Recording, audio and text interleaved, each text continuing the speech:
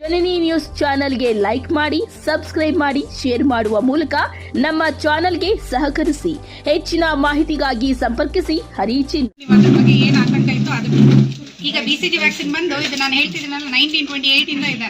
So ಅವಾಗಕ್ಕೆ ಇನ್ನೂ ಎಷ್ಟೊಂದು ಜನ ಇದೇ ಆಗಿರಲ್ಲ, ಬರ್ತೆ ಆಗಿರಲ್ಲ. ಸೊ ಹಾಗಿರುವಾಗ ಸಚ್ ಸೇಫೆಸ್ಟ್ ವ್ಯಾಕ್ಸಿನ್ ಎಳೆ ಮಗು ಹುಟ್ಟಿದ ಕಂದಾಗ ಆಗ್ತಿದ್ದೀವಿ ಅಂದ್ರೆ ಅದಕ್ಕನ್ನ ಸೇಫೆಸ್ಟ್ ಯಾವುದು ಇರೋದಿಲ್ಲ. ಇದ್ರ ಬಗ್ಗೆ ಯಾವುದೇ ತರದ ಸೈಡ್ ಎಫೆಕ್ಟ್ ಆಗಿರ್ಬೋದು ಮತ್ತೆ ಯಾವುದೇ ತರದ ದುರಂತಗಳಾಗಿರ್ಬೋದು ಯಾವುದು ಆಗಿಲ್ಲ. ಸೊ ನೀವು ಧಾರಾಳವಾಗಿ 100% ನಂಬಿ ವ್ಯಾಕ್ಸಿನ್ ಹಾಕೋಬಹುದು. ಆದ್ರೆ ಆದಷ್ಟು ನಾವು ಮಾಹಿತಿ ಕೊಡ್ತಾ ಇದ್ದೀವಿ, ಅವ್ರು ಮನವೊಲಿಸ್ತಾ ಇದ್ದೀವಿ. ನಾವು ಇದನ್ನ ಹೇಳಿದ್ದೀವಿ ಅವ್ರ ಹತ್ರ. ಕೆಲವೊಂದು ಜನ ಓದಿರೋರು ಟೌನ್ ಅಲ್ಲಿ ಹೇಳ್ತಿದ್ದಾರೆ, ಅಂದ್ರೆ BCG ಅಂದಿದ ತಕ್ಷಣ ಅವ್ರಿಗೆ ಗೊತ್ತಾಗ್ತಾ ಇದೆ ನಮ್ಮ ಮಕ್ಳಿಗೆ ಹಾಕ್ತಾ ಇದೀವಿ, ನಾವು ಹಾಕಿಸ್ಕೊಂತಿದೀವಿ ಅಂತ.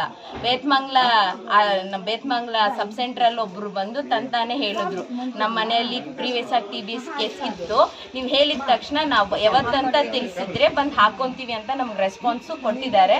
ಅವ್ರಿಗೂ ಹಾಕಿಸ್ತಿದೀವಿ. ದಯವಿಟ್ಟು ನೀವು ಹಂಗೆ ಬಂದು ವಾಲಂಟ್ರಿಯಾಗಿ ಬಂದು ಹಾಕಿಸ್ಕೊಬೇಕು ಅಂತ ನಾವು ಕೇಳ್ತೀವಿ.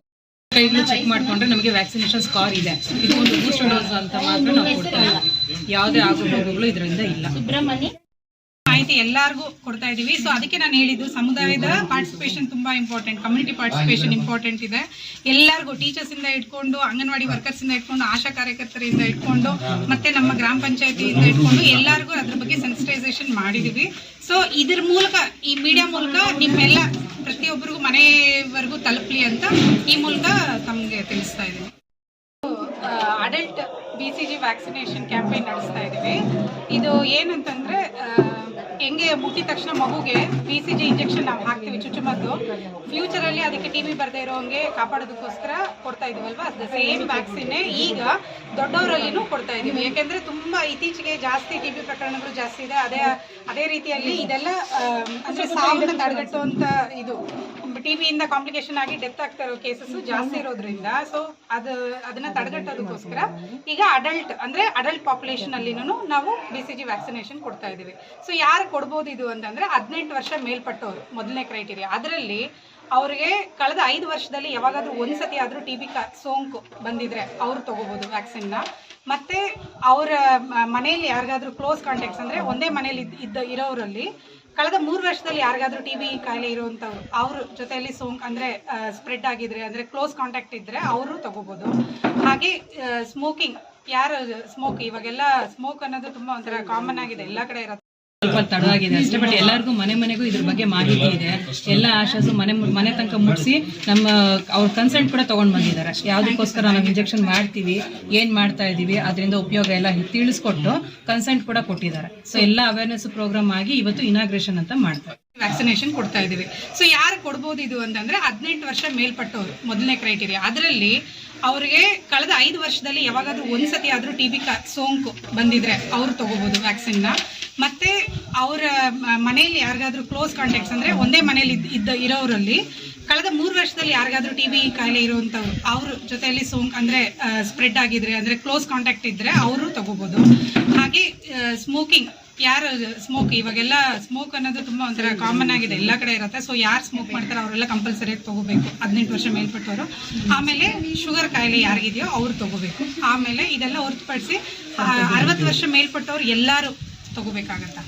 ಸೊ ಇದೆಲ್ಲ ಆಮೇಲೆ ತೀವ್ರವಾಗಿ ಅಪೌಷ್ಟಿಕತೆಯಿಂದ ಬಳಲ್ತಾ ಇರೋರು, ಅಂದ್ರೆ BMI 18 ಕಮ್ಮಿ ಇರೋರು ತಗೋಬೇಕಾಗತ್ತ. ಸೊ ಇವರೆಲ್ಲ ತಗೋಬೇಕು. ಯಾರು ತಗೋಬಾರ್ದು ಅನ್ನೋದು ಗೊತ್ತಿರಬೇಕು. ಸೊ ಯಾರು ತಗೋಬಾರ್ದು ಅಂದ್ರೆ ಇವಾಗ TB ಕಾಯಿಲೆ ಯಾರಿಗಿದೆ ಅವ್ರು ತಗೋಬಾರ್ದು. ಆಲ್ರೆಡಿ TB ಕಾಯಿಲೆ ಇರೋಂಥವ್ರ ಮನೆಯಲ್ಲಿರೋರಿಗೆ ಪ್ರೊಫ್ಲಾಕ್ಸಿಸ್ ಆಗಿ ಕೊಡ್ತಾ ಇರ್ತೀವಿ, ಅಂದ್ರೆ ಅವ್ರಿಗೆ ಸೋಂಕು ಹರಡದೇ ಇರಬೇಕು ಅಂತ. ಅವ್ರಿಗೆ ಅಟ್ಲೀಸ್ಟ್ 1 ತಿಂಗಳಾದ್ರೂ ಅವ್ರು ಟ್ರೀಟ್ಮೆಂಟ್ ತಗೊಂಡಿದ್ರೆ, ಅವರು ಅಂದ್ರೆ ಒಂದು ಪೇಷಂಟ್ TB ತಂದೆಗೆ ಯಾರಿಗಾದ್ರೂ ಬಂದು ಅವ್ರ ಮಕ್ಕಳಲ್ಲಿ ಯಾರಾದ್ರೂ ಬೇರೆ ಯಾರಿಗಾದ್ರೂ ಅವರು ಸೋಂಕಿರೋಂಥವ್ರಿಗೆ ಏನಾದರೂ ಟ್ಯಾಬ್ಲೆಟ್ಸ್ ಕೊಟ್ಟಿದ್ದೀವಿ ಬರದೇ ಇರೋಂಗೆ ಅಂದ್ರೆ ಅವ್ರು 1 ತಿಂಗಳಾದ್ರೂ ಟ್ರೀಟ್ಮೆಂಟ್ ತಗೊಂಡಿದ್ರೆ ಅವ್ರು ತಗೋಬಹುದು. ಬೇರೆ ಯಾರು ತಗೋಬಾರ್ದು ಅಂದ್ರೆ ಒಂದ್ ವೇಳೆ HIV ಪಾಸಿಟಿವ್ ಇದ್ರೆ, ಅಥವಾ ಕ್ಯಾನ್ಸರ್ ಕಾಯಿಲೆ ಇದ್ರೆ, ಆಮೇಲೆ ತೀವ್ರವಾಗಿ ಅಂದ್ರೆ ಬೆಡ್ ರಿಡನ್ ಆಗಿರ್ತಾರೆ ಅಲ್ವಾ, ಅಂದ್ರೆ ಬೆಡ್ ಅಲ್ಲೇ ಮಲ್ಕೊಂಡಿರೋ ತರ ಅಂತವರು, ಆಮೇಲೆ ಏನಾದ್ರೂ ಟ್ರಾನ್ಸ್ಪ್ಲಾಂಟ್ ಆಗಿದ್ರೆ, ಫುಲ್ ಹಾರ್ಟ್ ಅಟ್ಯಾಕ್ ಎಲ್ಲ ಆಗಿ ತುಂಬಾ ಕಾಂಪ್ಲಿಕೇಶನ್ ಇರುವಂತವ್ರು, ಅಂತವ್ರೆಲ್ಲ ತಗೊಳ್ಬಾರ್ದು. ಆಮೇಲೆ ಮೇಯ್ನ್ ಆಗಿ ಪ್ರೆಗ್ನೆನ್ಸಿ ಮತ್ತೆ ಬಾಣಂತಿಯರು ಇವಾಗ ಸದ್ಯಕ್ಕೆ ತಗೊಳಂಗಿಲ್ಲ. ಸೊ ಇದೆಲ್ಲ ಇದು ಈ ಕ್ಯಾಂಪೇನ್ ಬಂದು ಎಲ್ಲರಿಗೂ ಉಚಿತವಾಗಿ ಸಿಗ್ತಾ ಇದೆ. ಆಮೇಲೆ ಇದು ಬಂದು 1929 ಇಂದನೇ ವ್ಯಾಕ್ಸಿನೇಷನ್ ಪ್ರೋಗ್ರಾಮ್ ಇದೆ. ಆಮೇಲೆ ಮಕ್ಕಳಿಗೆ ಚುಚ್ಚುಮದ್ದು ಕಾರ್ಯಕ್ರಮ 1968 ಇಂದನೂ ನಡೀತಿದೆ. ಎಲ್ಲ ತುಂಬಾ ಸೇಫೆಸ್ಟ್ ವ್ಯಾಕ್ಸಿನ್. ಇದೇನೋ ಯಾವುದೋ ಹೊಸ ವ್ಯಾಕ್ಸಿನ್ ಬಂದಿದೆಯಲ್ಲಪ್ಪ ತಗೋಬೋದಾ ತಗೋಬಾರ್ದಾ ಅನ್ನೋ ಯಾವುದೇ ತರದ ಆತಂಕ ಇಟ್ಕೊಳ್ದೆ ಎಲ್ಲರೂ ತಗೋಬಹುದು. ತುಂಬಾ ಸೇಫ್, ಹೌದಲ್ವಾ? ಈಗ ಹುಟ್ಟಿದ ತಕ್ಷಣ ಆ ಮಗುಗೆ ನಾವು ಕೊಡ್ತೀವಿ BCG ವ್ಯಾಕ್ಸಿನ್. ಕೊಟ್ಟಾಗ ಇದುವರೆಗೂ ಯಾವುದೇ ತರದ ಪ್ರಕರಣ ಅಂದ್ರೆ BCG ವ್ಯಾಕ್ಸಿನ್ ತಗೊಂಡು ಡೆತ್ ಆಗಿದೆ ಅಂತ ಇದುವರೆಗೂ ಯಾವುದೇ ಕೇಸ್ ಇಲ್ಲ. ಆದ್ರಿಂದ ಒಂದು ಮಗುಗೆ ನಾವು ಹಾಕ್ತಿರ್ಬೇಕಾದ್ರೆ ನಾವು ಇಷ್ಟೆಲ್ಲ ದೊಡ್ಡವರು ತಗೊಳ್ಳೋದ್ರಲ್ಲಿ ಯಾವುದೇ ತರದ ಸೈಡ್ ಎಫೆಕ್ಟ್ ಇರಲ್ಲ. ನೀವೆಲ್ಲ ಸಹಕರಿಸಿ ಖಂಡಿತವಾಗ್ಲೂ ಈ ವ್ಯಾಕ್ಸಿನ್ನ ತಗೋಬೇಕು. ತಗೊಂಡು ಫ್ಯೂಚರಲ್ಲಿ TB ಬರ್ದೇ ಇರೋಂಗೆ ತಡೆಗಟ್ಟೋದ್ರಿಂದ ಮನುಷ್ಯ, ಯಾಕೆಂದ್ರೆ ಕೆಲವೊಂದ್ಸಲಿ ಒಂದು ಮನೆಯಲ್ಲಿ ಒಬ್ಬರೇ ಇರ್ತಾರೆ, ದುಡಿದು ಬಂದು ಅವ್ರ ಈ ಫ್ಯಾಮಿಲಿನ ಕಾಪಾಡುವಂಥವ್ರು ಒಬ್ಬರೇ ಇರ್ತಾರೆ. ಅಂಥದ್ರಲ್ಲಿ ಅವ್ರಿಗೆ TB ಎಲ್ಲ ಬಂದು ಅಫೆಕ್ಟ್ ಆಗಿ ಇದಾದ್ರೆ ಅವ್ರ ಮನೆ ಪರಿಸ್ಥಿತಿ ತುಂಬಾ ದಾರುಣವಾಗಿರುತ್ತೆ, ಹೌದಲ್ವಾ? ಫ್ಯಾಮಿಲಿ ಸಪೋರ್ಟ್ ಇರಲ್ಲ, ಮಕ್ಕಳನ್ನ ಓದಿಸೋದಕ್ಕಾಗಲ್ಲ, ಆ ರೀತಿ ಎಲ್ಲ ಇರುತ್ತೆ. ಸೊ ಇದು ಫರ್ದರ್ ಅಲ್ಲಿ TB ಬರ್ದೇ ಇರೋಂಗೆ ಇದು ಗವರ್ಮೆಂಟ್ ಆಫ್ ಇಂಡಿಯಾ ಏನಕ್ಕೆ ಇಷ್ಟೆಲ್ಲ ಮಾಡ್ತಿದೆ ಅಂದ್ರೆ ಬೈ 2025 TB ಎಂಡ್ ಮಾಡಬೇಕು ಅಂತಿತ್ತು. ಆದ್ರೆ ಮಾಡೋಕ್ಕಾಗಿಲ್ಲ, ಯಾಕೆಂದ್ರೆ ಇನ್ನೂ ಪ್ರಕರಣಗಳು ಬರ್ತಾನೆ ಇದೆ. ಸೊ ನಮ್ಮ ಉದ್ದೇಶ ಏನು ಅಂತಂದ್ರೆ ಅಟ್ಲೀಸ್ಟ್ 80% ರೆಡ್ಯೂಸ್ ಆಗಬೇಕು. ಹೊಸದಾಗಿ ಡಿಟೆಕ್ಟ್ ಆಗ್ತಿರೋ ಕೇಸಸ್ 80% ಡಿಟೆಕ್ಷನ್ ರೇಟ್ ರೆಡ್ಯೂಸ್ ಆಗ್ತಾ ಬರಬೇಕು. ಆಮೇಲೆ ಆಲ್ರೆಡಿ ಬಂದಿರೋರು TB ಬಂದು ಡೆತ್ ಆಗ್ತಾ ಇರೋದು 90% ರೆಡ್ಯೂಸ್ ಆಗಬೇಕು. ಸ್ಟಾಪ್ ಆದರೆ ಮಾತ್ರನೇ ಅವಾಗ ಇದು ಎಫೆಕ್ಟಿವ್ ಆಗಿ ನಡೀತಿದೆ ಅಂತ ಅಂದ್ಬಿಟ್ಟು.